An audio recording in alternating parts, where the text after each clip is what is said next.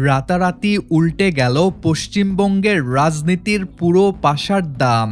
ক্ষমতার লোভে যারা বুক ফুলিয়ে দল ছেড়েছিলেন, আজ পদ হারানোর চরম আতঙ্কে তারা নাকি মমতার পায়ে পড়ার জন্য ছটফট করছেন। বেইমানির তকমা পিঠে নিয়ে ৪৫ জন হেভিওয়েট বিধায়ক এখন পুরনো দলেই ফেরার জন্য মরিয়া। কিন্তু ঘরের মেয়ে কি আদৌ ক্ষমা করবেন এই বেইমানদের, নাকি ২১শে জুলাইয়ের মঞ্চে অপেক্ষা করছে অন্য কোনো ভয়ঙ্কর মাস্টার স্ট্রোক? যেই নেত্রীর একটা মাত্র ইশারায় একদিন গোটা বাংলা কেঁপে উঠত, যার একটা ডাকে রাজপথে নেমে আসত লাখো লাখো মানুষের ঢল, আজ তার নিজের দলেই কিনা সবচেয়ে বড় ভূমিকম্প। যে রাজনৈতিক দলটিকে তিনি নিজের হাতে তিল তিল করে গড়ে তুলেছিলেন, ঝড়ের রাতে আগলে রেখেছিলেন, সেটাই মাঝখান থেকে আচমকা দুই টুকরো হয়ে গেল। দলের বহু পুরনো রথী মহারথীরা একে একে নিজেদের শিবির বদল করলেন, কিন্তু রাজনীতির ময়দানে চিরস্থায়ী বলে তো কিছু নেই। হঠাৎ করেই যেন পাশার দান একেবারে উল্টে গেছে। রাতারাতি বদলে গেছে বাতাসের গতিপথ।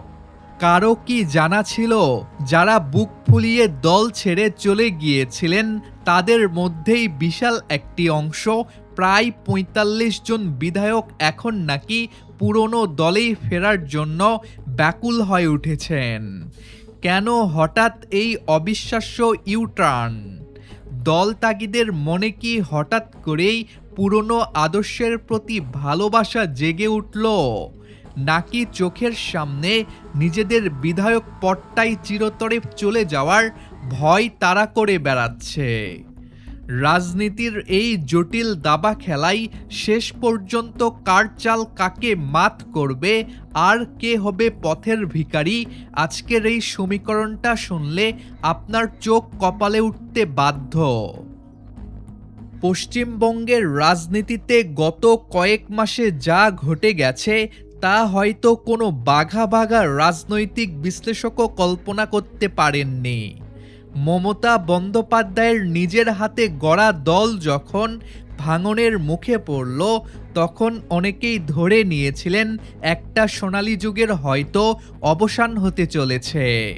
৬০ জনেরও বেশি বিধায়ক দল ছেড়ে সরাসরি যোগ দিয়েছিলেন রতব্রত বন্দ্যোপাধ্যায়ের শিবিরে। দল ছাড়ার তালিকায় ছিলেন ফিরহাদ হাকিম, চন্দ্রিমা ভট্টাচার্য, কাকলি ঘোষ দস্তিদার কিংবা সুদীপ বন্দ্যোপাধ্যায়ের মতো প্রথম সারির সব হেভিওয়েট মুখ। সবচেয়ে বড় ধাক্কাটা এসেছিল যখন মদন মিত্রের মতো বিশ্বস্ত নেতাও দল ত্যাগের ঘোষণা দেন, যিনি একসময় বলতেন মৃত্যুর পর তার মরদেহে যেন বেইমানির তকমা না লেগে জোড়া ঘাসফুলের পতাকা জড়ানো থাকে। কিন্তু রাজনীতির এই কানামাছি খেলাই আসল বোমাটি ফাটালেন দলের প্রাক্তন সিনিয়র নেতা রবীন্দ্রনাথ ঘোষ। তার দাবি অনুযায়ী দল ছেড়ে যাওয়া সেই ৬০ জন বিধায়কের মধ্যে ৪৫ জনই নাকি এখনও আবারও মমতা বন্দ্যোপাধ্যায়ের কাছে ফিরে আসার জন্য লাইন দিয়েছেন। সংখ্যাটা একবার ভাবুন, ৪৫ জন। এটি কোনো ছোটোখাটো সংখ্যা নয়। যদি এই দাবি সত্যি হয়, তবে বাংলার রাজনীতির পুরো হিসাব নিকাশটাই এক লহমায় বদলে যাবে। তবে প্রশ্ন জাগে, ক্ষমতার যে চেয়ারটার লোভে তারা নতুন শিবিরের নাম লিখিয়েছিলেন, সেই চেয়ার হারানোর ভয় কেন জাগল? আসলে এর পেছনে রয়েছে অ্যান্টি ডিফেকশন ল বা দলত্যাগ বিরোধী আইনের এক বিশাল আইনি লড়াই। আদালত যদি বিদ্রোহী শিবিরের বিপক্ষে রায় দেয়, তবে এই দলবদলু বিধায়কের পদটাই চিরতরে বাতিল হয়ে যেতে পারে।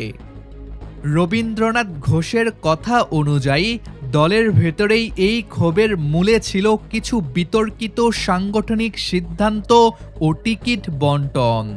প্রায় ৮০ জনের বেশি বর্তমান বিধায়ক ও মন্ত্রীর টিকিট কেটে দেওয়া এবং বহিরাগত কর্পোরেট পলিটিক্যাল স্ট্র্যাটেজিস্ট বা আইপ্যাকের উপর অতিরিক্ত নির্ভরতা পুরনো ও ত্যাগী কর্মীদের মনে গভীর ক্ষতের সৃষ্টি করেছিল, যা পরবর্তীতে বিদ্রোহের রূপ নেয়।